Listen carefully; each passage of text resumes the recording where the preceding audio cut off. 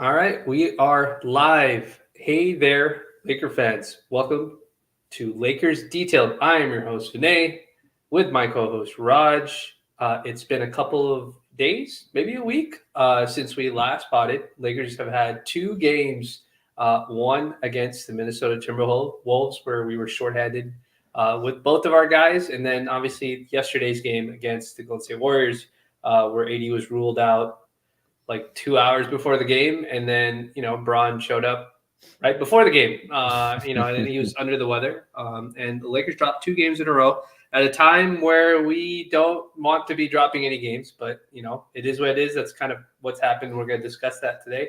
Raj is back from his travels with his family. I am sitting here in front of this cardboard that Raj told me about beforehand. I don't have shutters on this window right now, so I have to use a cardboard to cover it up, or else it'll be a crazy reflection. But the house is going to get some shutters in like 2-3 weeks. That's my renovation update. But everything's been good so far. Raj, it's 24 hours, a little under 24 hours since we dropped the game against Golden State. Where's your mind at? What are the vibes like in the household right now? So it's funny you mentioned I was on kind of a mini vacation, and I was feeling good. Like, obviously people are going to forget now, but going into that weekend, Vinay, the Lakers were on a high, right? I believe won 9 of 10. We're picking up steam. There were talk of 6 seeds whispering around, right? Like, oh, we can get the 6 seed, and like chirping, people whispering here and there. And we're, in the DMs as well, people start asking questions. Hey, like what things need to happen for the Lakers to move to 6, and you're like, hey, here's the kind of situation. To go from that, I missed both the weekend games live. So, I saw that we beat the Cleveland on Saturday and lost to Minnesota on Sunday. Really, Vinay, I didn't think much of the Minnesota loss. I understood it. LeBron was out. AD was gone after the first 12 minutes. Minnesota is in fight for the 1 seed. That totally makes sense.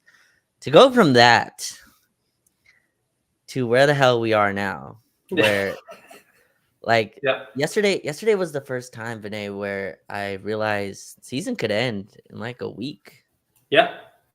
Right? I think the second playing game is April 23rd or something like that. So it's a very quick turnaround, right? Because the league needs to get through the playing games to obviously start the playoffs. They're not pushing the playoffs back anymore because all those are kind of paid for already by TV sponsorship. So those playing games are just going to have to fit in to that. And this season could be freaking over. And I have to hear about Taurean Prince and Cam Reddish for 3 months. I'm not ready for that. So that's kind of where my head is at. I can't even watch the standing. People somehow are watching Phoenix Clippers with, an investment. I can't. And people are already saying the Memphis game is a win. I don't think people remember the last Memphis game at all. Mm-hmm. I know Desmond Bane was awful or whatever, but that's kind of where my head is at. Man, I'm kind of in this. I don't know. I'm already kind of reflecting because I just realized that this can be done pretty soon. But where are you at? Are you a little bit more positive than me? A little bit more on the optimistic? Hey, if things break right, Lakers can host the 9-10 playing game, or where are you at with this?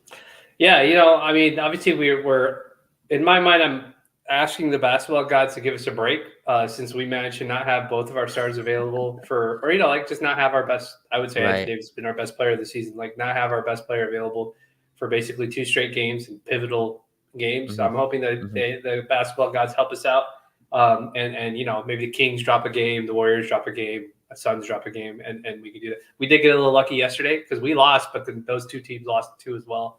So that was a huge deal. But like, I don't know if I'm more positive or if I'm like a little bit more just like, this is just kind of who we are, like this is just kind of what it is. Yeah. And I don't want to say like I'm like I've given up, because I feel like when you say like you're detached or like you're just kind of emotionless, people are like, you know how Twitter is. Like Twitter will be like, oh, these guys are just, they've given up on this team. And that's when people like, oh, you're not a real fan and blah, blah. It's really not that. It's for me, it's just like, we knew that even though they had played so well, there are a ton of games over 500. And in any other season, they're probably in the playoffs and they're not in this play-in. So because the curve changed season over season and there's, OKC being better, Minnesota being better, that sort of thing, it is the case. So, like, I'm just kind of like, whatever the end result ends up being from this season, it is what it is. Like, I feel like the inconsistency with this team over the course of this season, regardless of what the reason was, just the inconsistency in general, um, of the way that the players play. Sure. Not trying hard on defense against bad teams. You know, we've covered this so many times. Like that's kind of made me more like, you know what? Whatever happens is what happens. Like, Yeah. if they don't make if they get knocked out in the play-in, am I going to be upset? Like, yeah, maybe. But at the same time, it's just like, do I think they can make the same kind of run to the Western Conference Finals that they did last year, like catch teams by surprise and that sort of thing? Like, yeah, maybe if some of the matchups work out there, they draw OKC or something in the first round or whatever it is. But it's just like, I feel like as we get closer to the end of the regular season, I'm just like, we'll just see how this works out.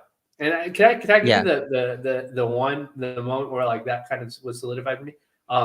When AD said that we don't care about the seeding, like we're not worried about the record, and we just want to get in and then just take it one round at a time. That's when I was just like, okay, like so then and I think we had covered it on a pod, that statement specifically. But now, like moving forward, obviously he's hurt. That's why he's missed these games. And Braun was sick, and that's why he missed Minnesota. And he played well through the Warriors game.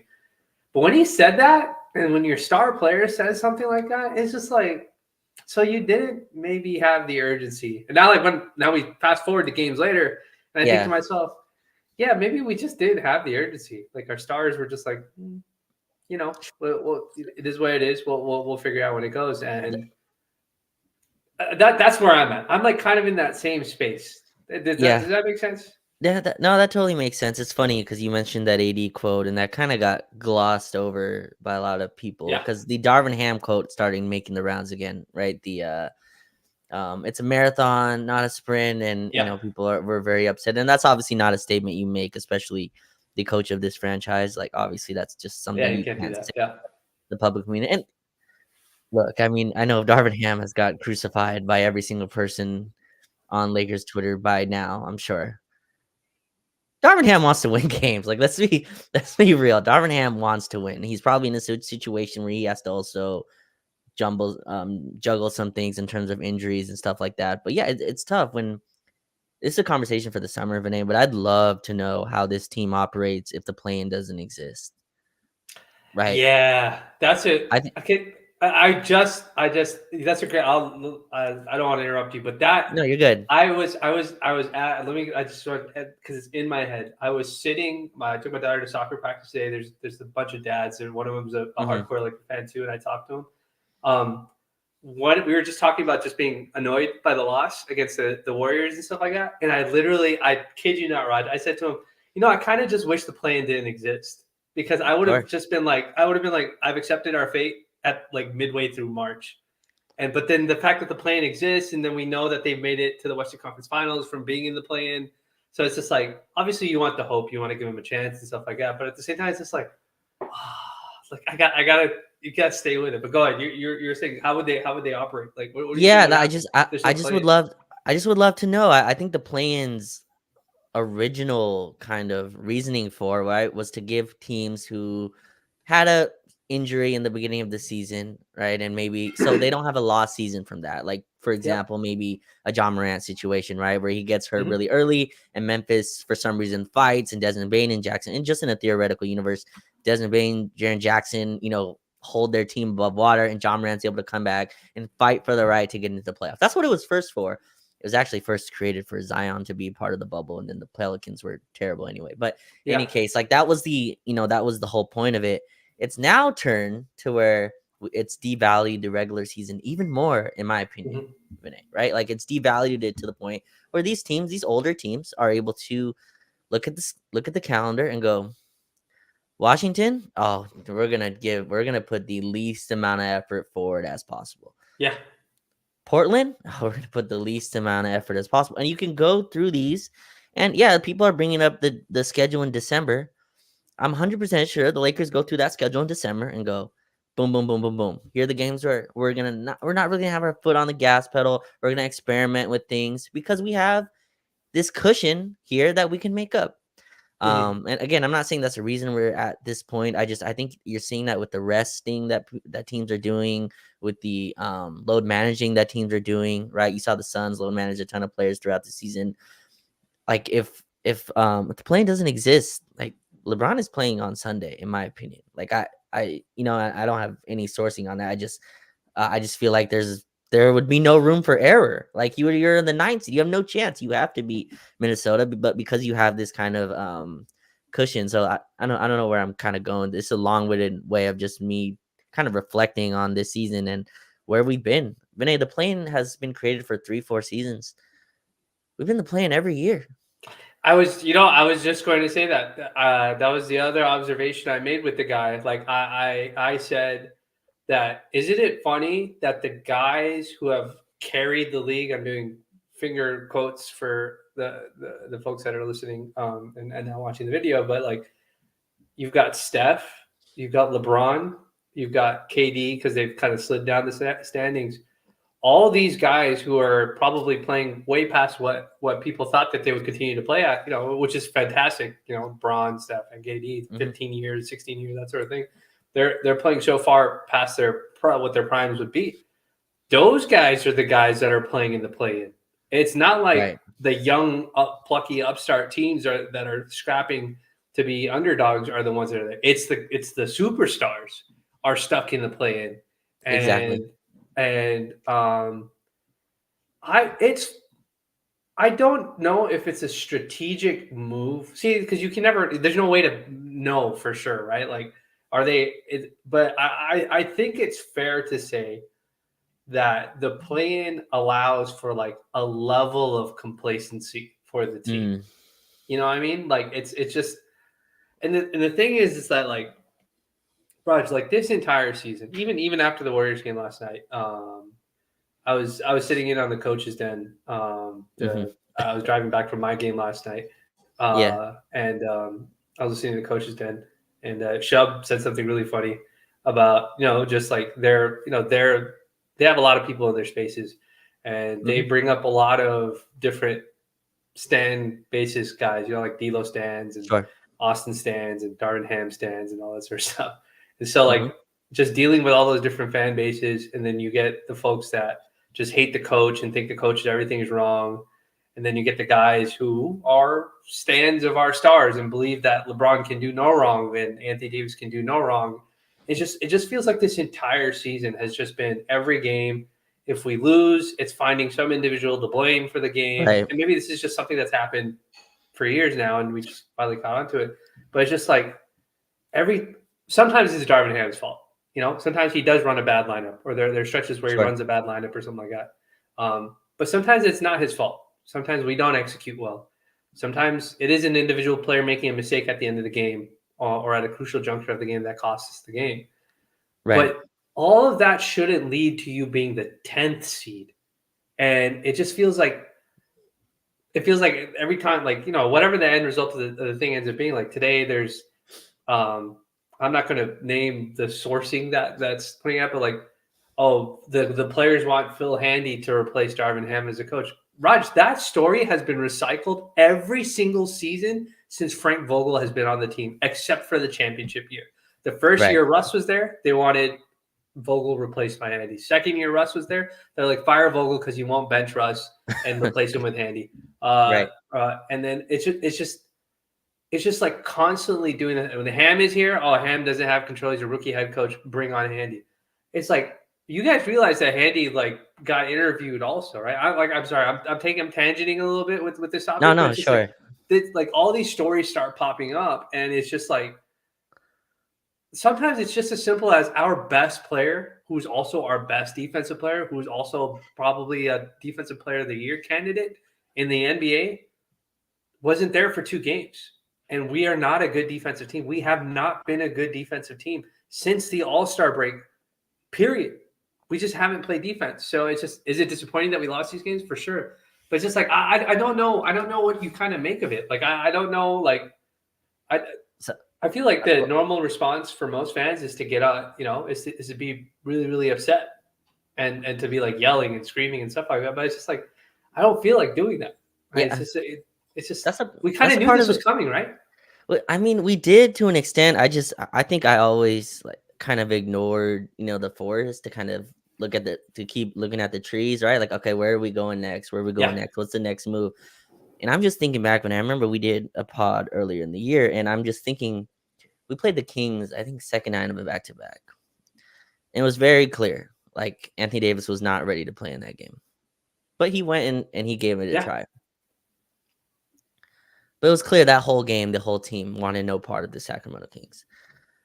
It was the Kings went up like 20 right in the first quarter. And yeah, obviously that's a game I believe in December, and no one really thought much of it. There are a lot of games like that. And and this is gonna sound harsh, and this is not what I meant to do. And it's and like I think the Torian for Rui thing was a mistake. I think that was just I think that the overuse of Cam Reddish was likely a yeah. mistake, and we can, divulge into those kind of things. Like Cam Reddish played 9 minutes last night. Like I'm upset with the Cam Reddish minutes. 9 minutes from Cam Reddish is not why you lost to the Golden State Warriors. Like that, Right, like right. so. I understand why people want to go there. I think this league, Vinay, is too good for, and you're seeing it around the league, not just with us. Like your stars or your team kind of taking off games. The league is too good. You're gonna live in the play-in if that's the case, right? You look at the teams at the top of the conference. Even the Clippers. The Clippers went on a run. I remember Vinay in from December to February, I believe. They went like 19-2 or some crazy run, right? Yeah, James Harden yeah, was cooking. They had a bad month. They dropped to fifth. Like yeah, this league is insane. The amount of teams that are good and the amount of talent that's not just upcoming, but that's young and sitting at the top of the conference. Anthony Edwards isn't taking games off. Like he's not coming into. He didn't come into crypto on Sunday and was like, we got a game up on the 1 or 2 seed. Let me chill. No, I'm attacking the basket every single time. This is what you're yeah, dealing with on a nightly basis. And look, I don't know how you roster build around that. Like, I don't know what you need to kind of comfort that situation. AD and LeBron played the most games they've had in forever, and I think that's a huge testament to both of them, honestly. Like, AD sitting out 2 games at the end of your season should not end your season, mhm, right? But it will. Like, it definitely can. yeah, And I think that's such a strange way. I know, like, I don't mean to blame these 2 players that have played the whole game, but there's like this culture that's been kind of created of, yeah, we're gonna try hard in this road game in Boston, right? Like this road game in Boston, we're gonna give it our all. But like the last other road games, you blew. Like I think we yeah, have a loss to Charlotte this year, if I'm correct. Like yeah. I'd have to double pretty check, sure but yeah, we might. I'm Yeah, pretty sure we have a loss to Charlotte, but we've lost to the Bulls, right, when they were bad. We have a loss to yeah, Toronto when they were bad. yeah. We had a slide where we lost to we went on like a 4-game losing streak on the road, and it was like these were all teams we should not have lost to, like at Right. all. Like it was like a game without Trey Young, like Atlanta without Trey or something like Yes. that, and Yes. it was just like DeJounte yeah, closed this out. I remember that too. Yeah, it's a very strange kind of situation, and yeah, like when you reflect back, there's a lot of lineup stuff that you can get into, but I think like the crux of it, Vinay, is yeah, it's hard to like load manage through a season, and yeah. like this play-in kind of gives you this cushion that I don't think like AD can say you don't care about seating until you're sitting at home in 2 weeks. Like I don't I don't I don't know. So But I've got to pivot away from like sure, I sure. agree with you. Like I think there's just Mhm. so many small things. I think maybe like when the off season eventually arrives, Yeah, we can get we into can those. discuss some of that because I think some of that stuff is going to bleed into the free agency stuff, Yeah, for and sure. the decision making that we should discuss. But just referring back to the coaches thing, guys, our guy Yes. Rome he did this nice monologue that I was able to sit through, very Mhm. passionate monologue, which I liked. And I thought one of the things that he was trying to say, and like I said, like those guys have to deal with individual stand bases, kind of arguing with them and condemning them for not, blanketly supporting and being critical of the role players. But I thought he brought up a nice point, which is when a player doesn't play well in a high stakes game, and consistently doesn't play well in high stakes games, that Mhm. becomes a and one of the players, like as I was listening to all these different post games and reading through people's tweets and stuff like that, there was 2 names that popped out as recurring issues for yesterday's loss. One was Darvin Ham, which is always going to be the case when the Lakers lose, so that was expected. Sure. and the lineup that he ran to close, I think, the third quarter. And then the other person was D'Lo. There was a Mhm. conversation about D'Lo not playing well, and he didn't play well against Minnesota. He didn't play well against this Warriors team. And you and I have said this before. The reason why I was referencing Rome and Chubb is because the role players not playing up to their roles, specifically D'Angelo Russell, is something that was um, when the trade deadline came through. I was an advocate that you have to move him because you're not going to keep him long term. Like he Mm, wants a number that you're probably not going to want to give him, and sure. the Lakers are the type of team and the type of front office where if they just can't get it their way, they'll just let the guy walk, which Hmm. is terrible asset management, 100%. So I don't agree with them doing that either. But if you feel like that's a situation, then you have to move him. And I'm not saying that just the Minnesota Warriors game. D'Lo's had good games too as well. He's had good games against Boston and Yeah, other games too as well. The Milwaukee game and whatnot. But he's going to be measured based on what happens in these high stakes games. The yeah. Lakers, the Lakers don't care about him breaking Nick Van Exel's record. They don't care about him improving his shooting percentages. They don't care about his personality. They don't care about any of that stuff. They care about if we are going to keep you beyond this season and you Sure. want to be here beyond the season, which is what it sounds like he wants to do. Like, are you going? We have to see you take the next step. And I want to just give the other side of this, and I'll hand it off to you because I'm going to ask you a D'Lo question. Sure, sure. Um, I was looking through the data. We've been sharing some data in the Discord and having some discussions. And we were talking. There's a great question that was brought up. I think Shell may have brought it up in the Discord about what was the most surprising thing of the season. And my most surprising thing was when D'Angelo got benched and then he came back.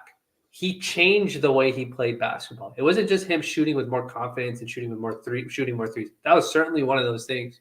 But one of Yeah. the things that D'Lo has started to do is he started attacking the rim. Hmm. Like the volume of shots he was taking in the painted area, floaters, that short mid range area, not necessarily at the rim, but just in that Sure, short mid sure. using float, it's gone up. It's probably one of the highest numbers of his entire career. The shot attempts that he's taking. Hmm. That's something that he doesn't like to do. He likes to settle for the long twos and the step back threes and that sort of thing. So he's tried to improve.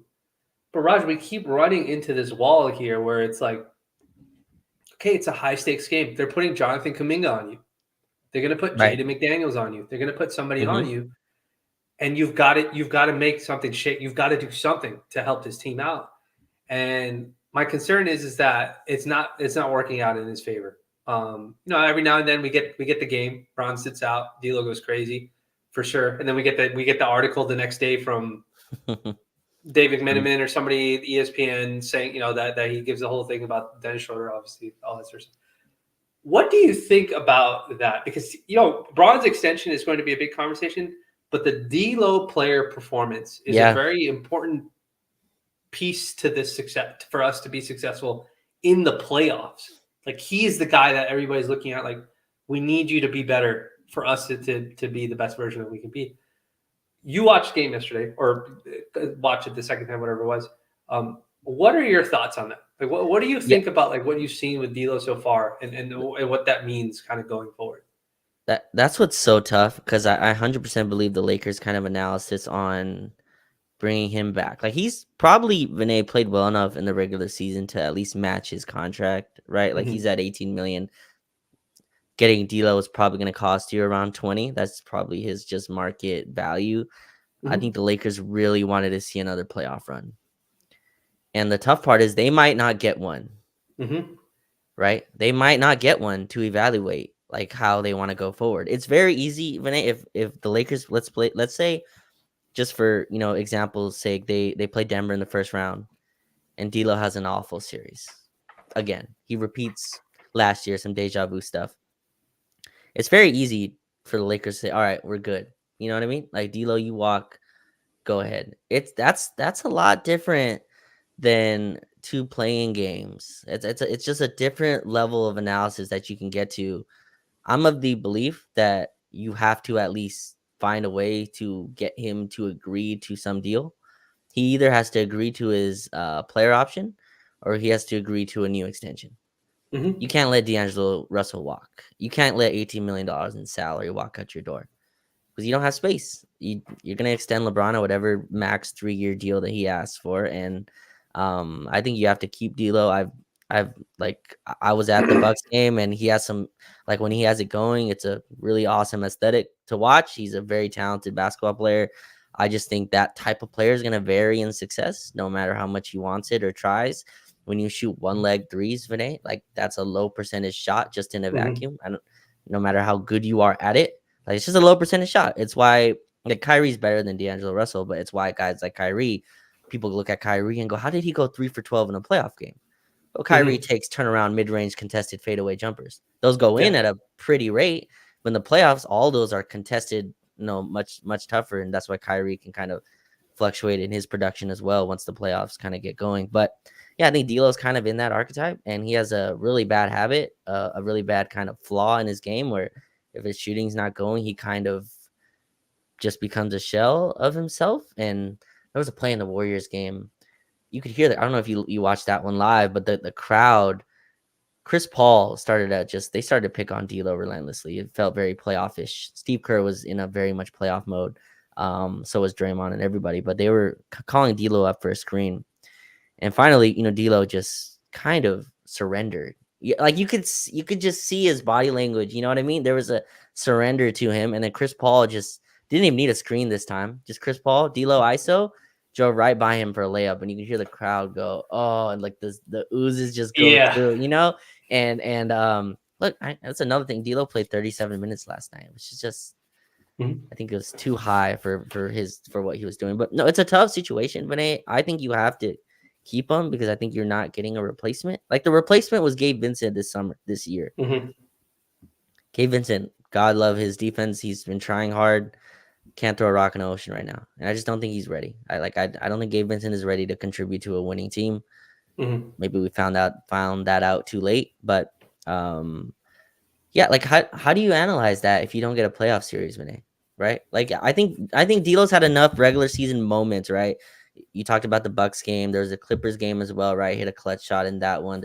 He has a bunch of clutch moments this year, and his defense honestly has been better since the benching, since coming out from the starting lineup. There has been more of an engagement, a little bit more of a team defensive mindset where he's kind of doing things to help the team.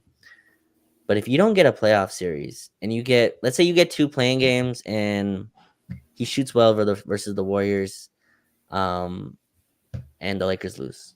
How do you analyze that? I really don't know. I'm glad I'm not making this exact decision because I think it's really tough. But where are you at with that? How do you analyze that? Have you seen enough to where you've seen D'Angelo Russell in the playoffs last year and go, yeah, that's not a guy I want, starting for my team next year. Yeah, I think the number that like if he comes back, he says, you know what, I'll just put 18 million to 20 million dollars is fine. I think Mm-hmm. there's certainly a way to keep him around at that number, just from a pure valuation perspective. I think that's a fair number for a guy like him. But I do think he has. If he's not a starting point guard for a team, he certainly should be like a 30 to 35 minute rotation Mm. player for a team for sure. Whatever it ends up being. I think he does have the shooting ability and the ability to, make plays for teammates, run a pick and roll, that sort of thing. And he can break a game wide open. Like he has that ability. It leans a little bit more towards the sixth Manny, Emmanuel quickly type of guy. You usually don't pay those guys 18 to $20 million a year, but who knows what the market is. But to answer your question, like, have I seen anything? I don't, Roger. I can't confidently say like I need this guy long term. Like, Fair. and especially knowing what the alternatives could be. Like, could the alternative be a Dejounte Murray? Could the alternative be a Trey Young? Like, I don't I can't do that. You know what I mean? Like when people were talking about like at the deadline, like, oh, you have to trade Austin Reeves for DeJounte Murray. I was just like, I'm not against that trade. I'm against a trade that involves like multiple first round picks plus Austin Reeves plus Rui Hachimura and then DeJounte Murray. I was like, dude, now we're giving up a lot of depth to make that work. But if it's something else, then obviously that situation is a little bit different. If the trade's constructed differently, it's different. It's the same thing with D'Lo. Like, I is he a an unmovable piece on this team. I don't think anybody except LeBron or AD are. I just, Sure. it's just, Here- I don't know. Here's my thing. Here's my It's thing so with tough to gauge. Here's my thing with D'Lo. He's in this interesting spot where I think the Lakers and D'Lo need each other in a way Mm, that there's no other situation like it, right? So D'Lo's in this peculiar spot where he's no longer an upside guy, right? He's been in the league long enough where teams know who he is. yes. He's also not in the minimum pool, right? Like you don't Yes. get to pick him out of a pool of minimums. You don't get to go Yeah. Cam Reddish, D'Lo, Emmanuel Mudiay. Sorry to no shade at Emmanuel Mudiay, but like Yeah. like you don't get to pick him up out of that pool. So he's in this he's in the. I mean, DeRozan is better than D'Lo, but like DeRozan's in this case as well, in my opinion. I know you're higher on DeRozan, but like in this case where if DeRozan's your one, you're probably not doing much, right? Like DeRozan as your best player, you're probably in a tough situation. D'Lo's also in this similar situation to me where he's not a guy D'Lo's not a guy you're really building around. He's a supplement to your team, but he also costs way too much Mm, to kind of bring him in, right? So the teams that he would kind of help already have the guy that is going to do what he does, right? Like the best teams don't need an on-ball guard. Like they don't. So that's why I think the Lakers and him are kind of married in this situation where the Lakers have LeBron who wants to kind of give up the basketball, who wants to kind of share possessions with other players. You look around the league, it's just look at the teams at the top. You see like Boston, you see Denver, you see Phoenix. You like look around the top of the league. Who wants a $25 million point guard? Like who? That's a really yeah. tough situation to be in. So that's why I think they're kind of married for at least another season. And D'Lo's already kind of come out, and you had the Dennis Schroeder, story or whatever. But I feel like D'Lo wants. I like maybe he doesn't want to be here. Maybe he does. I don't think he wants to be hopped around again. At least I think he wants to choose his next destination. And I just don't see a deal out there, especially if there's no playoff run Yeah. to supplement it. So I think they're married, Veneno, like this like arranged marriage, that's kind of been created for It's both of them, okay. where both of Okay. them are like, you know what I mean? Like they're both of them like, yeah, like D'Lo went away and he's like returned again. It's like, you know what? We couldn't really find anything better for each other. So let's just Yeah. get back together. And they're like, all right, like I guess. And it hasn't been smooth sailing, but there's been some high moments, and we're kind of at this strange situation now, where you kind of have to make a decision this summer. But yeah, I think it's an interesting situation where both of them need each other in a way that they can't fulfill in other places. Yeah, and it'll be very interesting to see. I think how free agency kind of works its way out. Hmm. And the reason why I wanted to highlight D'Lo specifically is because he's going to be the guy that's in a contract situation, and he's really the only main guy that's in a contract. Like Austin's locked in, Rui's locked in, Braun extension is a whole pod topic in itself that I could cover because I have so many different things I want to cover about that, but we won't do that right now. But I just thought it was interesting because I think he's the role player that has the most to gain or lose, really. And his best option might be to stay with the Lakers or to ask the Lakers to see if they want to just do a 1+1 or something like that, or opt in and facilitate a trade to a destination that makes more sense for him, a team like the Nets that we speculated before. I've heard, talking to folks around the league, that his market isn't what people think it is. Like even though he's had what I think what people say is a better season compared to previous years as a player, that doesn't necessarily mean that there are teams out there ready with the cap space to shell out $20 million to $25 million for in cap. First of all, there aren't that many teams that have it. Secondly, Sure. there's more teams probably trying to shed salary because they want to get underneath that second apron. And the other thing is, would you sign D'Lo if you're a team that has a cap space? Do you sign D'Lo and use your cap space on a player like him versus maybe going after somebody who can kind of be a stopgap, or if you have a rookie that's needs the Exactly. reps at that point guard spot and going into there. So it'd be very interesting to say. But I just wanted to bring him up because again, like AD's not available. I don't expect D'Lo like to be carry the defense for the Lakers or something like that. But it's just these are the kind of games that you kind of expect him to step up in. And like I said, he did it against Milwaukee.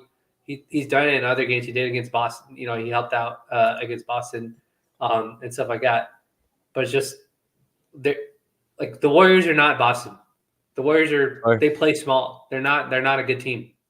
They are a 10 seed. Like we suck, but they also suck too, record wise. So it's just like that's not a team that should like if you get overwhelmed by Milwaukee or Boston without Bron and AD, then that's a little bit more reasonable, but not against a team like that. So I think that was a sentiment that was The, floating around. the only thing I'll add to that is I think D'Lo has kind of created a reputation for himself that you throw an athletic wing on him and he shuts down, right? Mm, And it's kind of been the theme. Like he cooked Milwaukee. I was there.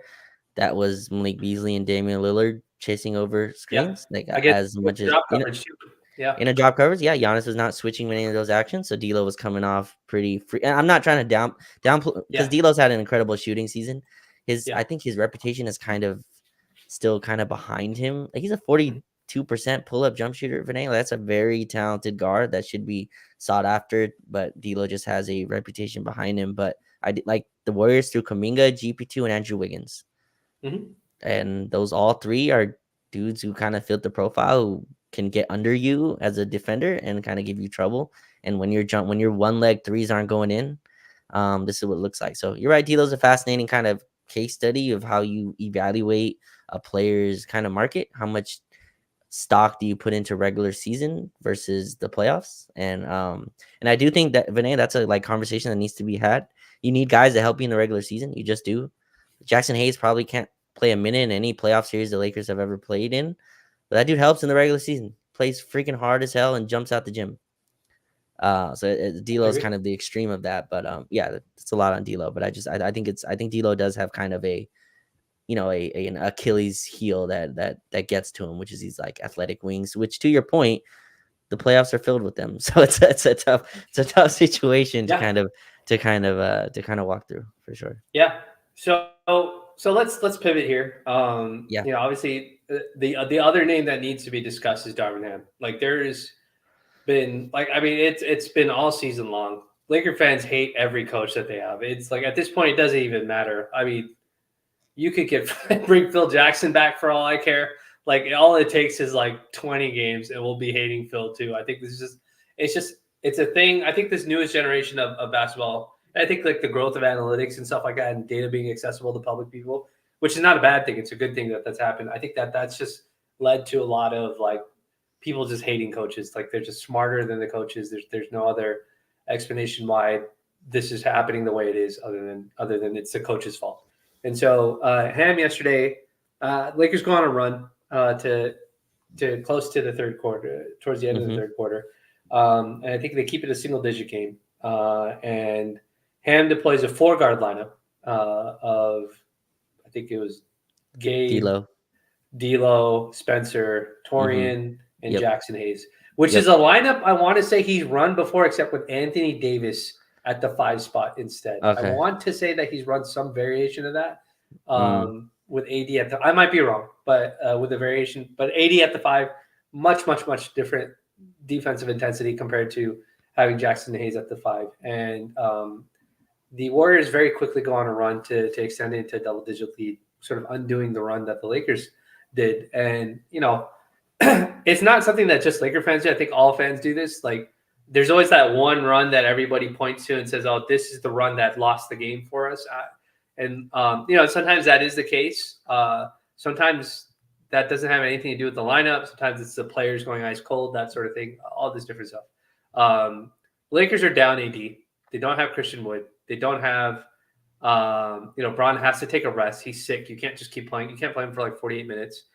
Sure. There's probably something questionable about like why did you also take Rui off the floor and also take Austin. Austin off Yeah. the floor? Like your 3 guys that were producing probably doesn't make sense to do that.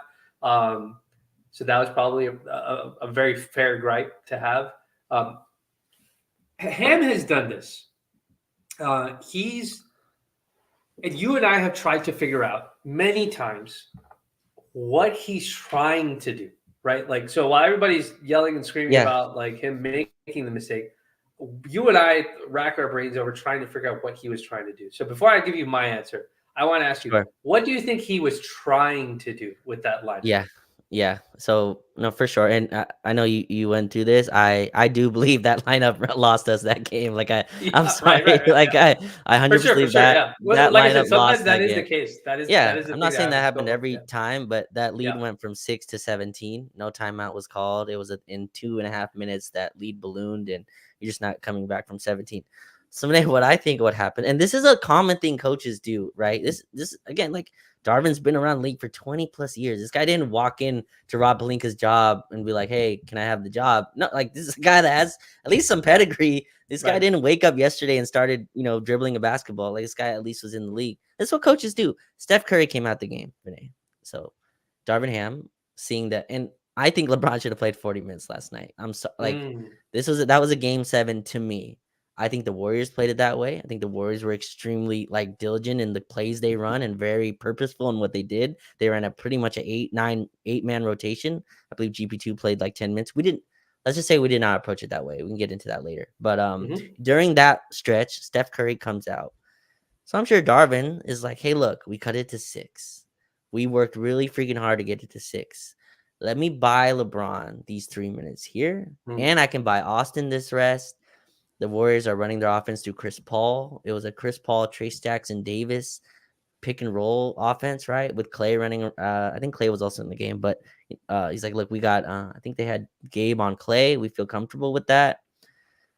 And I think that was the thinking. And to me, this play ended it right here. We're down 8. So we're trading baskets. Spencer Dinwiddie's talking shit to Chris Paul, which I know you liked. I at the time was even during the moment. I remember I saw Spencer Dinwiddie talk shit to Chris Paul. I was like, this is not like I get Yeah, it. This is not the moment for yeah. that. Like, let's not Like turn him get up the for lead no. at least or something. Yeah, Yeah, like like go up yeah, by a like little bit. this Yeah. isn't the moment to do it. So Chris Paul, who's just chilling, running curls for Clay, goes Yeah. like, "Oh, you you think like here, pick and roll, mid-range pull up over Dinwiddie puts the lead to 10." But in any case, we're down 8 at this point. And so we run around chase Clay. Clay takes a pump fake 3.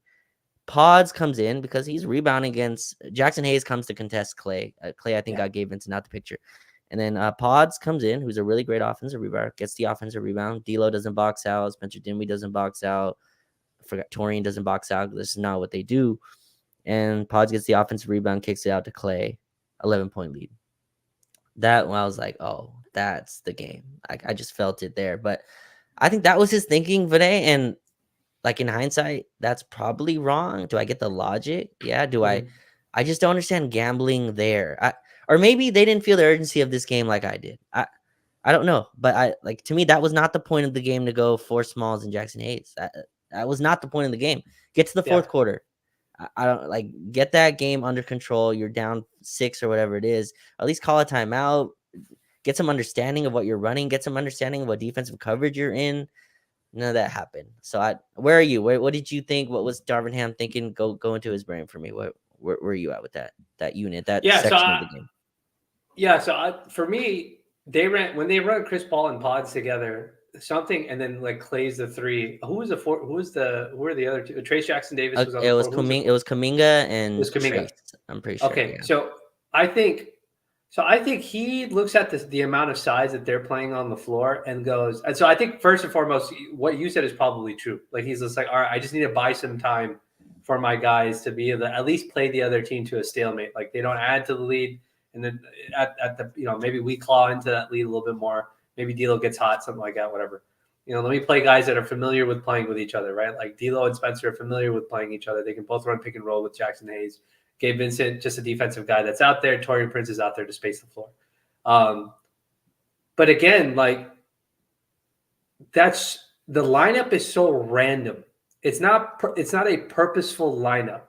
Yeah. And so like so if his goal is to buy minutes to give Austin, Rui, and Braun a breather for when they come back in, like you have to think to yourself that maybe you need to stagger some of those guys in order and then prioritize the breathers separately for different guys. You know what I mean? Like, but my thing is I think that's what he's trying to do.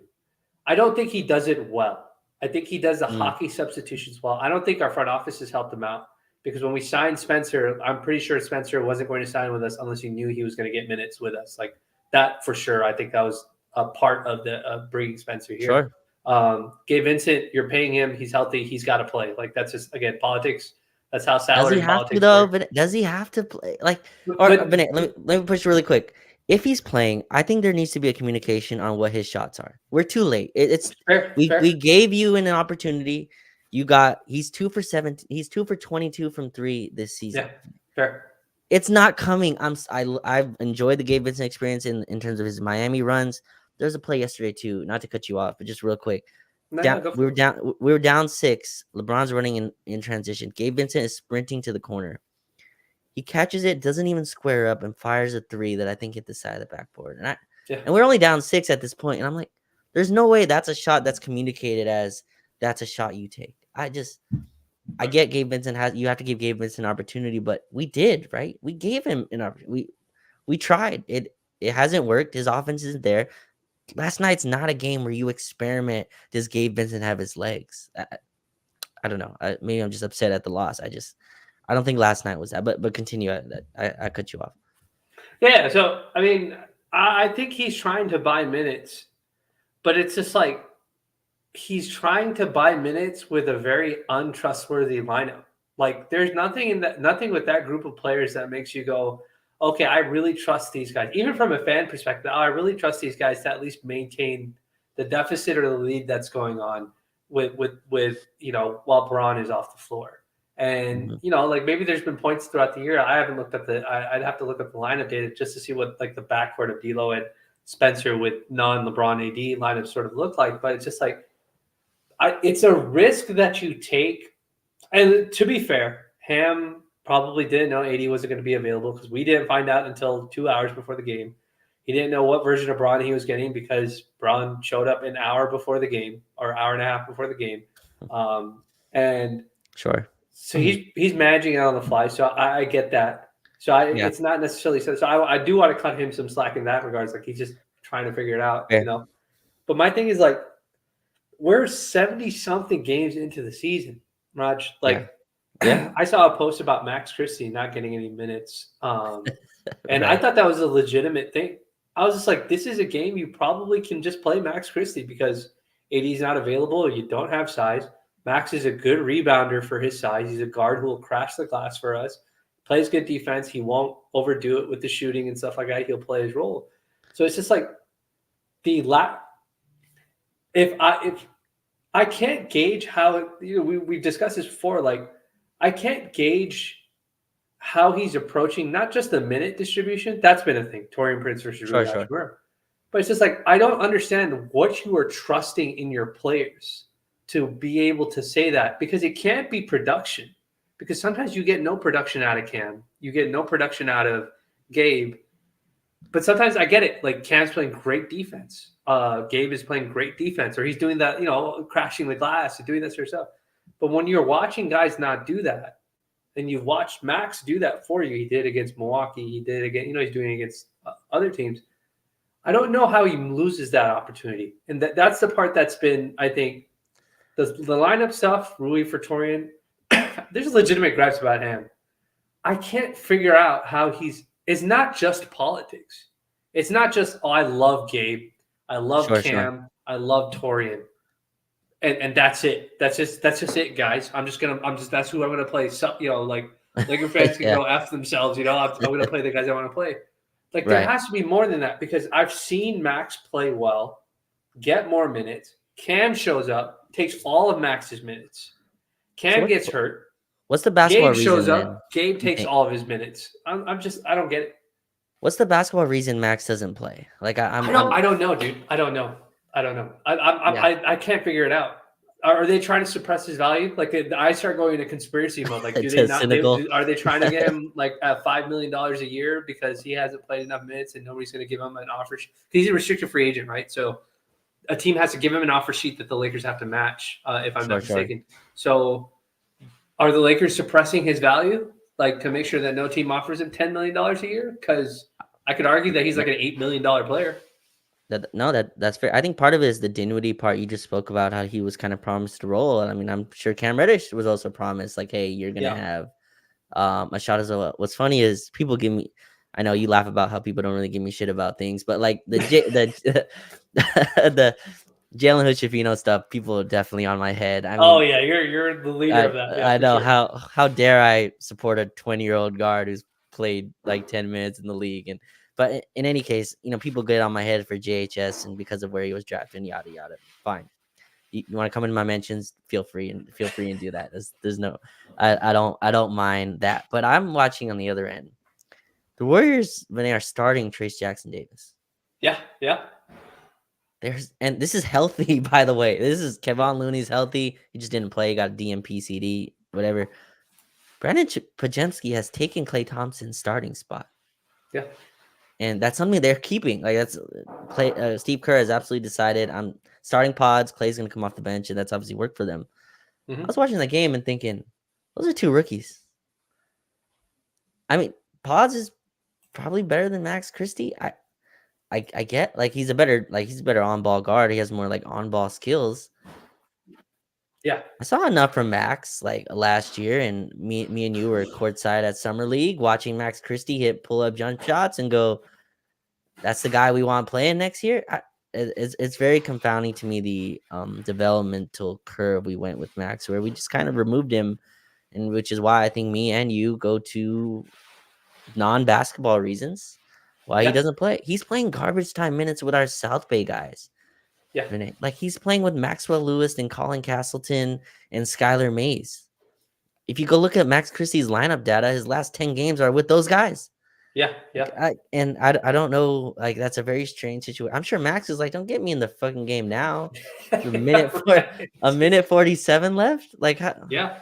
So I I don't mean, know. if I'm Max, why wouldn't I want to get traded? Like, go ahead, throw me in the Trae Young trade. Like, send me somewhere where I can get minutes and actually play. Like, if I was a player and I'm trying to get playing time to get to that first contract or that second contract that's going to change my life like that. Yeah. I would want to do that, and that goes the same for like any player, that's in sort of that position. So, I mean, the reason I'm bringing it up, that the hand thing is I don't get it. Like, at some point, like we're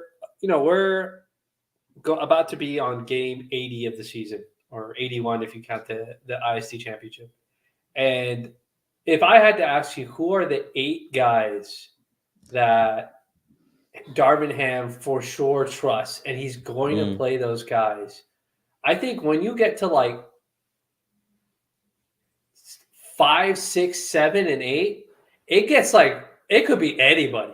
Like I can't tell you. Like I can tell you who I think that we should be, but I'm not sure that Ham would agree. Like I think he would. It's possible that he'd go like, even like stacking the priority of those players, who's 5th, 6th, that would change. Oh, yeah. Compared to him, and that's the part that worries me, Raj. Like that, that level of uncertainty with this team is something that's very, like, as a fan, like we started off talking about like detachment, like the aloofness to the team and stuff like that.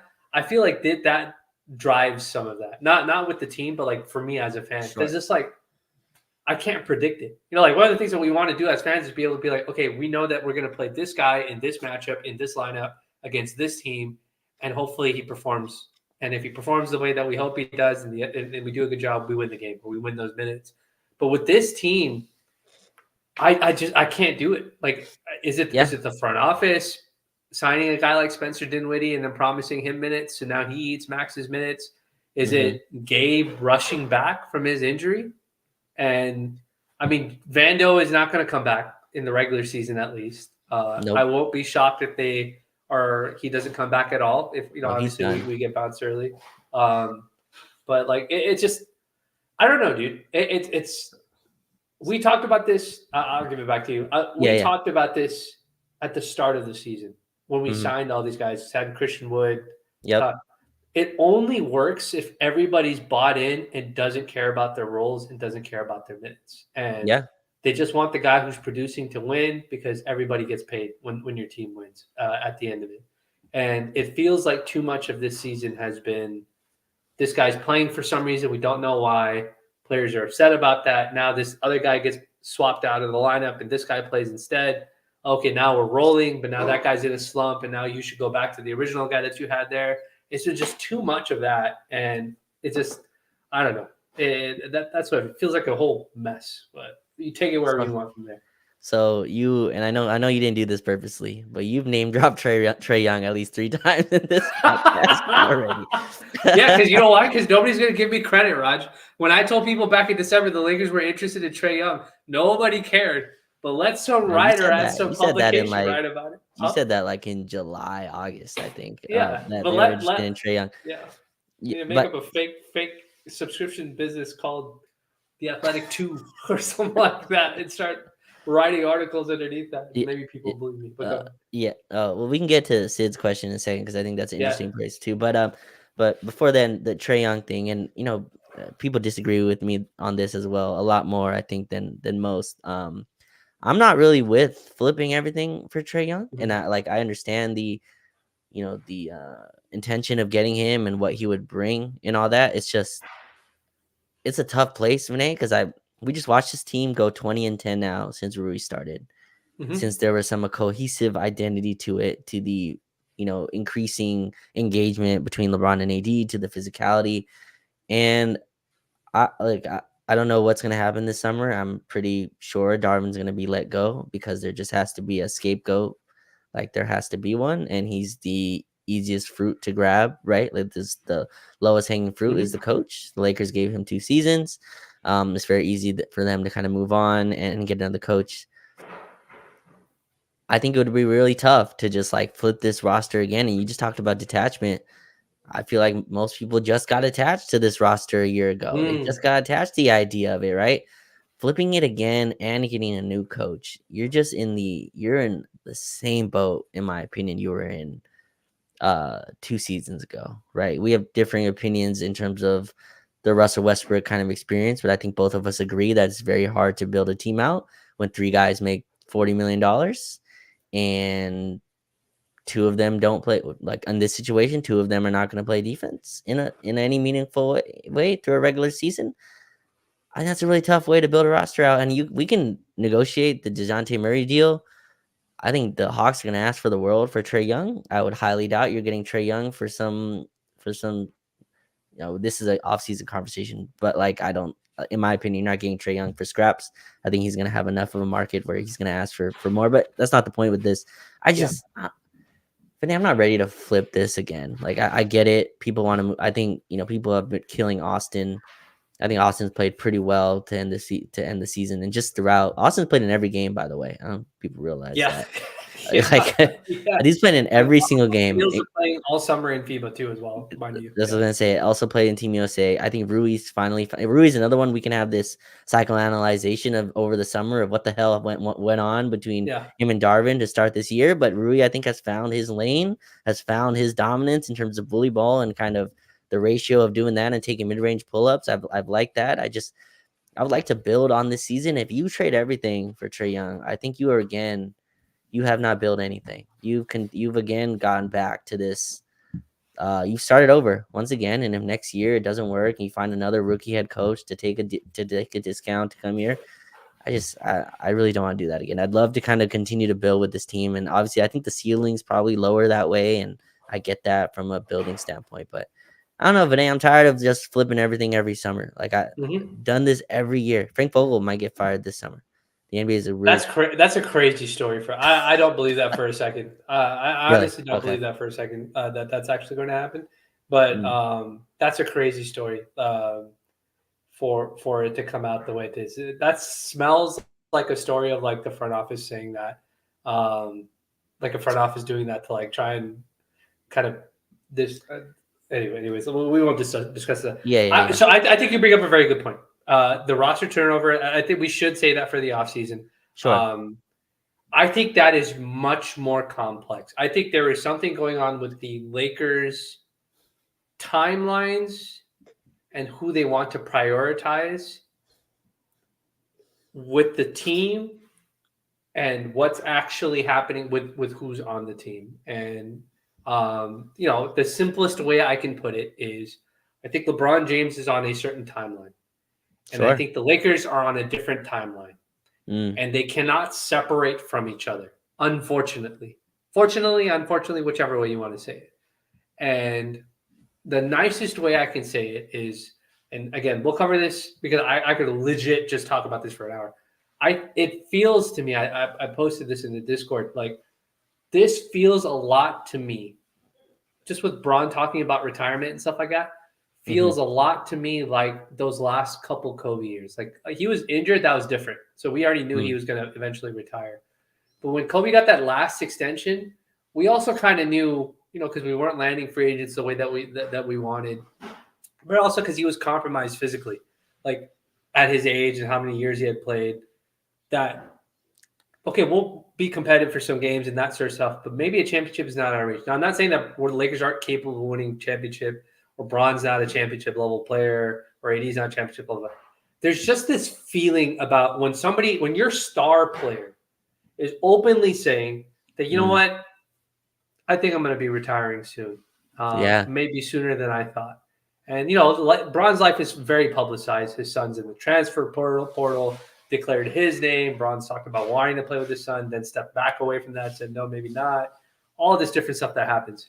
I feel like when a player goes out and says something openly like that, it forces the franchise to be like, okay, if that's where he's at and he's saying that publicly to everybody, we have to be smart, with what direction we go in. And I know Braun fans would say, oh, Braun's still a good enough player where you should trade all the assets and go all in for him.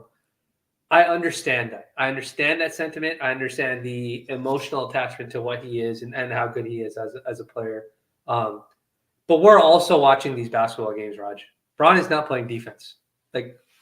We are paying for it. Sometimes he plays defense. Like these big matchups, he's locked in. And he can't. His defense is the difference between us being like a very dominant defensive team. And it's not just him; it's other guys too as well. So I'm not going to put it all on him.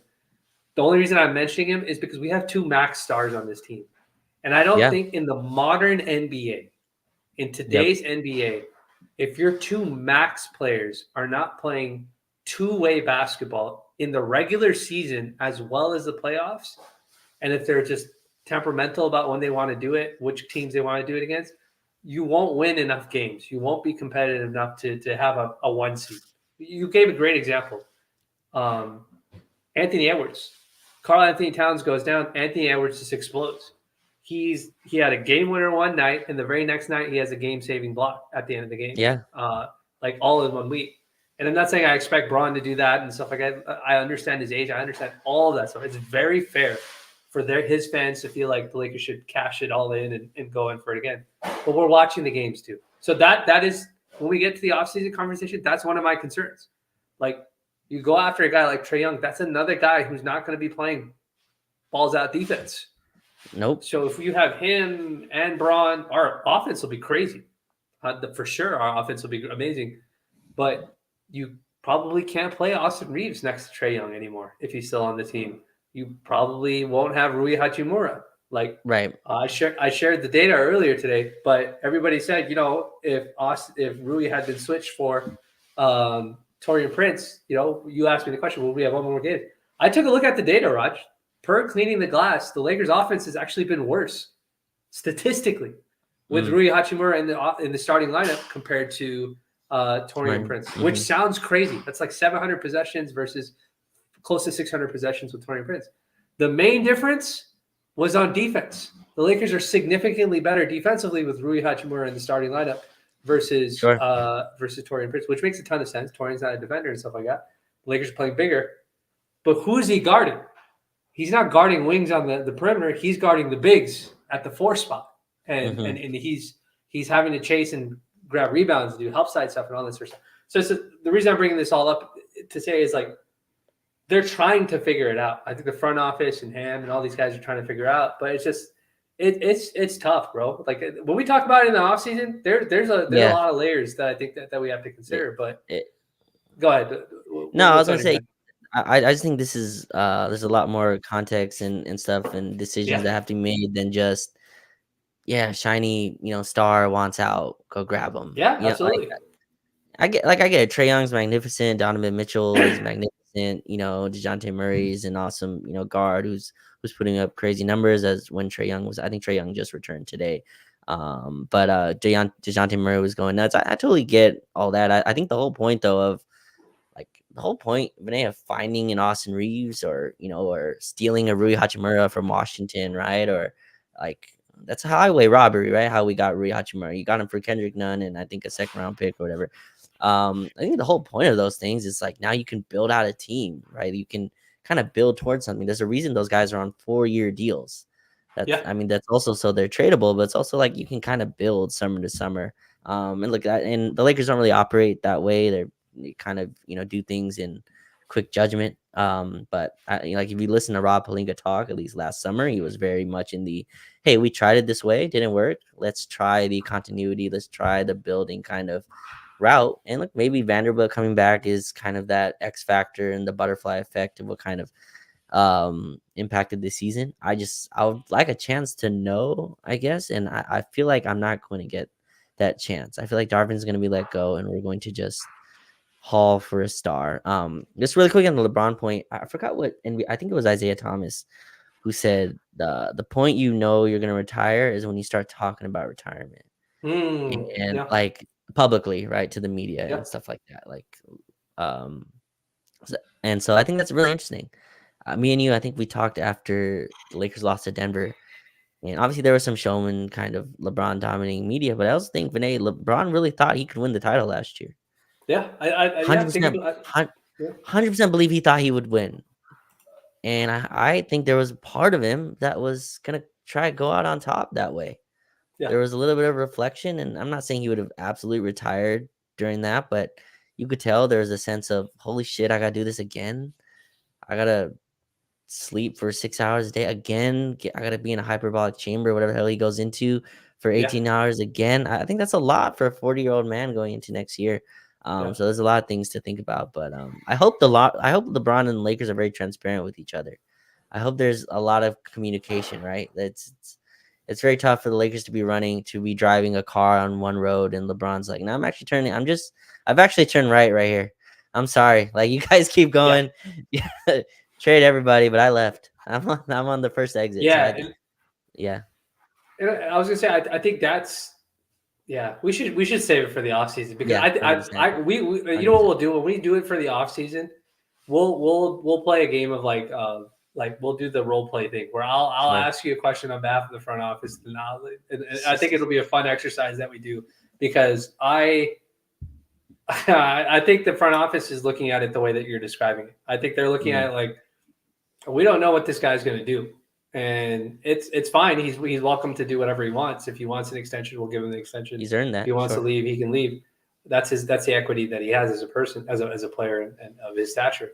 But like, we also have a team that we have to like run, and if that means that we have to start looking at who the guy's going to be after LeBron is gone, and that's Trae Young, and the best opportunity to get him on a decent contract because Trae Young's market isn't that great.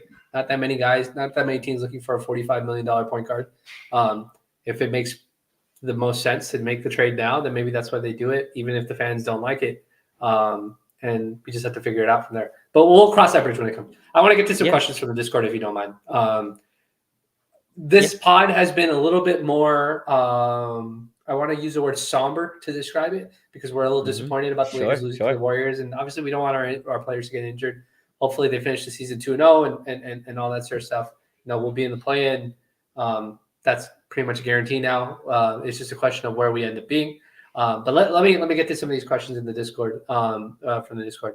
So Gambuji, I hope I'm pronouncing your name correctly and I'm not butchering it. You know who you are. But he asked a question, and his question was, if we do end up as the 10 seed, which two teams should we want to face on the road to make it to the 8th seed? So he's asking. So I think the 9th seed for sure is most likely going to be the Warriors. I don't know what their math is to jump to the 7th or 8th seed, but I would imagine it's not very good. They're most likely. So we'll knock one out of the way. Let's assume that the Warriors are for sure going to be the 9th seed. That'll be the first matchup if we land at the 10th seed. What's the team that you want to play in the second game to potentially make it into the playoffs? It's got to be New Orleans, and like I don't think there's a great answer here, but And I think we have the season series on New Orleans. We're up 3-1. We played them pretty well. Yeah. LeBron gets up for that Zion matchup. They don't really have Jonas is a big bruising center, but he's not a hub of the offense type of center. Mhm. So AD is able to kind of maneuver around him in ways that he just isn't able to against Sabonis and Jokic. I would go New Orleans. I still think a road game in New Orleans is tough. Like the way they play, Herb Jones, Trey Murphy. They have a lot of guys, a lot of wings to throw on LeBron, throw on D'Lo, throw on Austin, but and obviously Brandon Ingram, who's a star. But has to be New Orleans, right? Vinay? Yeah. I'm like, Yeah. I don't want to go to Yeah. Sacramento on the road. Like So that I mean, sounds awful. Sacramento's interesting because I don't think they'll have No Malik more. or Kevin, right? Mhm. Like both of those guys, and Malik has hurt us bad. Oh, he's torched us. Yeah. Yeah, so them not having him, but dude, that Keon Ellis dude is a gamer, so we could certainly lose to them. Harrison Barnes, all it takes is one game for him to go crazy and to be left open enough for him Fox to torch kills us. us. So I'm with you. I think a team that is physically more to the style of play that we like, which is a little bit slower, a little bit more half court oriented versus high pace, high transition, that sort of thing. I would say that's probably, if the Warriors, we have a identity difference versus them. That's a little Sure. bit different, which is why that would work in our favor. This is obviously assuming AD and Braun are both fully healthy. That I think will work in our favor on the road. And then, I think New Orleans is probably the other option. I mean, what's the next option? The Suns? Would you rather play the Suns over the Kings? No, one game with Devin Booker and Kevin Durant where they can Yeah. just burn the hoops. I want no part. I want no part. Yeah. And the last time we played, I think Durant, like he took that Braun matchup a little more personal. Yeah. He's like In really on it. I like our chances versus Phoenix. I kind of like our for match sure. in the series, right? One game, no, Devin Booker and KD is. Yeah. Yeah. You have one more question, right, from the Discord? I believe? Yeah. I do have one more question. So I think we're both on the same boat. If we have to go on the road as a 10 seed to get into the playoffs, we want obviously the Warriors most likely will be the first one. But the second one we wanted to be New Orleans. Sure. Okay. And then the next question that we have, we covered it a little bit with the Max Christie segment, but Shell in the Discord, he was asking, it was a two-parter. One was, will Max Christie get any more minutes? Shell, unfortunately, unless there's injuries, I think Raj and I would both tell you that he's not going to get more minutes. I don't know. He's a great player. Is there a Lonnie Walker game 4 Max Christie game coming? Wouldn't that be funny, Raj? Only for us to lose him to some other team. Wouldn't that be funny? Anyways, I don't know if he'll get more minutes unless there's injuries or something like that. And then again, this is a question that he kind of asked, but can we settle on 8 to 9 guys and just live with the results? Like, can we settle on it? I think I have my guys that I want, and Raj has his, and it's probably very different from whatever Darvin Ham might have, as the guys that he wants. It's and so those are his two questions, and it was actually a 3-part question. The third question was similar to Gambuji's question, like, who do we want to play in the 7th or 8th spot? But that's just, it is what it is, Raj. We're in this situation now where we got to win, and then we got to hope that the Warriors drop one game. Maybe New Orleans takes that game really seriously. I think the Warriors have to go to New Orleans. They might get Brandon Ingram back for that matchup. They're a big team versus a small team. If they can take one game off the Warriors, that helps the Lakers a lot in holding on to that 9 seed, assuming we go 2-0. Raj, any last thoughts? What other thoughts do you have? Anything that we missed? Just a last stream of consciousness, like that I see, like at least in the chat and stuff. Are we winning 2 road games again in the playoffs? Like it. Memphis did it. Did they win both? I thought they did. They beat the Warriors. They beat the Warriors. In Golden State. Wasn't that after we beat the Warriors? Or am I misremembering? You're right. Who did they play first? It must have been a pretty terrible team that they must have played first. I'm guessing. But I guess Memphis did do it.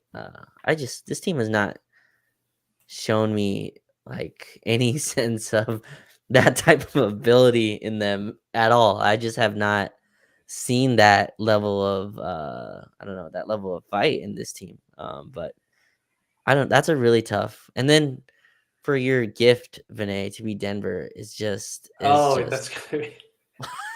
Who is it that said that? Like, I think it was like Nick Wright. was just like I don't even think I quote like I was gonna respond to it on Twitter, but I just chose not to. But like I think Nick Wright was the one who's just like, yeah, just play Denver in the first round and just get it over with. If you're not able to Oh beat yes, them, he was. then you were never gonna win a championship again. I was like, what are you talking about, dude? Like, what do you mean? Like like it's not like Denver can't get knocked off by like Minnesota or another team like that. Like Mhm. anything can happen in a series, and maybe the Lakers luck their way, being on the right side of the bracket. And not running into a team that's kind of had our number for a little bit. But it's just, I thought that was really funny. And it's just like, I know the reason why Nick Wright is saying that is because the very first thing he's going to put after that is going to be Braun-based content about, should Braun stay? Should Braun leave? Should the Lakers trade everybody? Blah, blah, blah, all that kind of stuff. The media machine has to do what it does. I have one last question. Okay. I want to ask you. What are your thoughts about Dave McMenamin asking, reporting that LeBron hasn't shown up 2 hours before the game, and then kind of very lazily asking the question? I don't know how to frame it, but like asking Braun like if he's gonna play, like very casually during about the game, like an hour before the game. And Braun's response was like, "I guess we'll find out." What do you think about it? I'll let you go hit this, but this is a beautiful Hollywood movie theater. It's absolutely a beautiful script. Bro, I'm tired, dude. I'm honestly tired, bro. Like, this is not a Braun. This is not I'm upset with Braun thing. That's like I'm upset with like the media thing. Like 2 hours. Like you waited 2 hours to be like, oh, you know what? Braun hasn't shown up. Like Braun usually shows up like 5 hours before the game. Let me wait till 2 hours before the game and report that Braun's not showing up. And then Chris Haynes, I don't know why Chris Haynes got the story, but Chris Haynes getting the story that AD's out. I was just like, at that point, I was just like, dude, I think the Lakers are like finding out through tweets that their players are not there. You know what I mean? It's man, yeah. Because if he was out, the Lakers probably would have reported. They would have put out in the injury report, the 12:30 injury report or whatever it is, like, hey, AD's out for the game. And maybe AD was going to try and give it a go and see how he felt. And so, but Raj, I'm tired, dude. I'm tired of reading questions. And I understand that everybody has to do their job, and that's how LA media works. And we know this is an engagement business and a subscription business. But bro, I am so tired of people asking obvious questions, which are being set up to like get the maximum engagement. And it's just, I don't know. I was going to go on this huge rant about LA media, but it's just like, we got a long summer. You got a long summer. It's just this season has been like so, like the D'Lo Milwaukee game, the D'Lo article from the usual suspects, and then people in the part that like it doesn't upset me, but the part that like I feel bad about is because the fans will take that article and then flip that on D'Lo after the game, after the Warriors game, and see like, oh, you thought Dennis Schroeder was the reason why you blah blah. No, you just suck as a player, right? Like, and like I wouldn't go so far to just be like, oh, okay, you just suck. Like these guys are human; they have bad games. That they just can't deal with physical, whatever it is. It's a basketball thing, but it's just like, bro. LA media sucks, dude. And to be fair, you and I are not LA media. We don't have Braun doesn't answer our questions. We don't get to ask him questions. I'd love to, but it's just like it's so irritating because there's a version of this where D'Lo just has a great season, and we walk away from the season saying, maybe we make the playoffs, maybe we don't. We say, you know what, D'Lo had a great season. There's some things he's just clearly not cut out for. How do we fix this basketball issue? Is it swapping him out for another player, or is it doing something else? Instead, it turns into this, well, I wasn't sure if I was going to come back to the Lakers. Are you guys going to let me rock out? And then now this pivotal game against the Warriors, and now he's going to get killed for it. And that happens with all players. It happens to Austin. It happens to Rui. It's going to happen. Yeah. I can't. Well, sorry, that's my last thing. I know we've been complaining a lot. But I had to say that, bro. Like it's just too much. I can't do it anymore. I mean, it's kind of like there's some understanding there, right? And you know how player.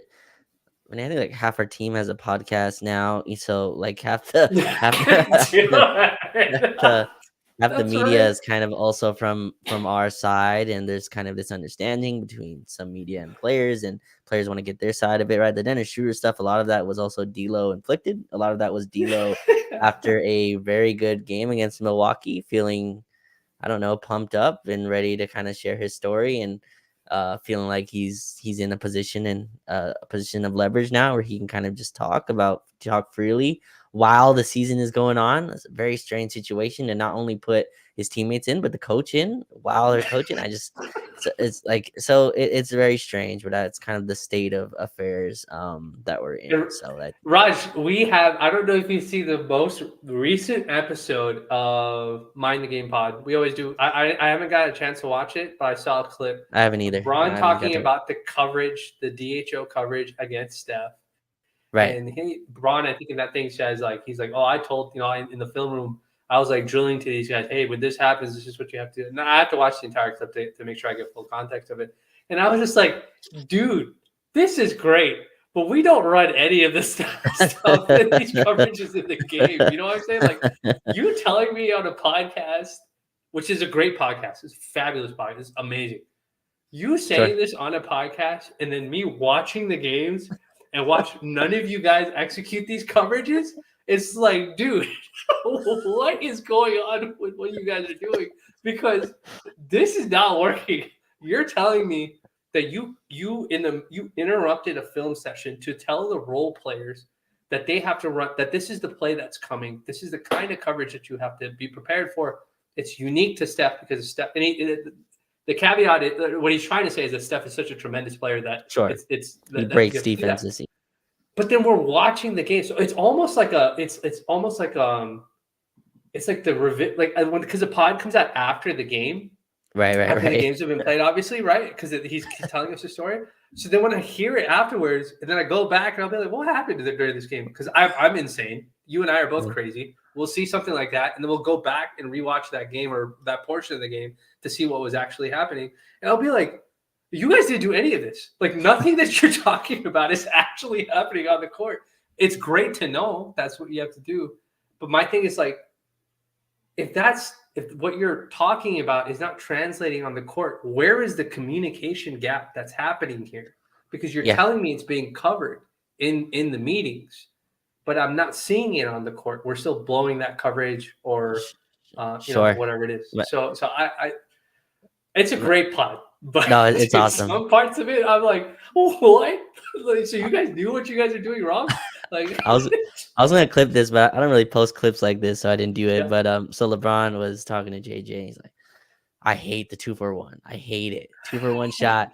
I freaking hate it, right? And so I'm like, bro, I think our team shoots the worst 2-for-1s in the freaking Yeah. league. Like the game after LeBron says this, Spencer Dinwiddie takes like a 35-foot shot with like 35 seconds left. I just remember LeBron going, I hate 2-for-1. I was like, oh, that's hilarious, bro. It's really cool to like get in that and have actual basketball, have LeBron and JJ have like real basketball conversations in a kind of setting that's not debate-ish, right? It's not like debating and debate back and forth, but no, it's interesting to kind of hear it and see the stuff that we actually do. He's like, no, he also said what did he say? You can't trap Steph, right? And I think he was saying this on the I saw the clip, I think. He's like, the 4-on-3 for someone was Draymond, putting like, you can't trap Steph. We trapped Steph every freaking time yesterday. What are we talking about? We put 2 on the ball every single freaking time. That's what I'm saying. I was just like, dude, do you guys not discuss this? Like, I don't understand. Like, does LeBron think that he can't tell him not to, like? There has to be something that's missing. There's a communication thing that's missing. For sure. Yeah, there's a gap somewhere because the execution is not matching what he's saying, unless he's, just saying it in hindsight because he wants to be right about what the coverage should have been versus what it actually was. So, yeah, but that's we don't have to discuss that. It's a great pod. Please watch it. It's really, really good. LA media folks, I know you guys watch this because some of you guys have sent me messages before. Be nice to us. Be nice to the players. Don't set them up for slander. Please, we need them to be successful. Folks, everybody that's joined in for this almost hour and a half long pod, all 1,000+ of you, thank you so much for joining us. If you guys ended up not being able to watch this, you can replay it back on Twitter. Or what'll end up happening is I'll put the video up on Spotify and Apple, and you can watch it that way. This season of potting has been really good. The numbers have been awesome. People enjoy the jokes. They enjoy the basketball analysis. They enjoy the detail that we cover it with. If you guys want more detail, you guys can always join the Discord channel.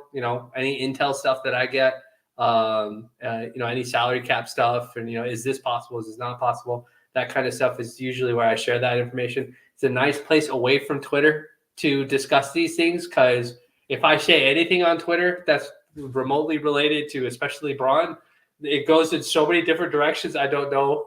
I can't respond to folks about it. But as always, we appreciate you. We appreciate the time that you guys take, whether you like, share, subscribe, whether you sit for 5 minutes or you sit for the whole time. We appreciate you. We hope the Lakers, we got another day, I think, before the next game. Hope the Lakers take care of business this next game. Friday. Hopefully Braun feels better. Hopefully AD's eyeball is feeling good and the migraines are gone and the nausea goes away and it's nothing worse than that. And the Lakers can, at least improve their destiny, the odds of their destiny for that 9th or 8th seed by the end of the season. And then we'll just go from there. We'll figure out what's going to happen from there. But as always, whether you're listening to this in the evening or during the day, we hope you have a wonderful day. And if nothing else, we'll catch you in the next one. Take it easy.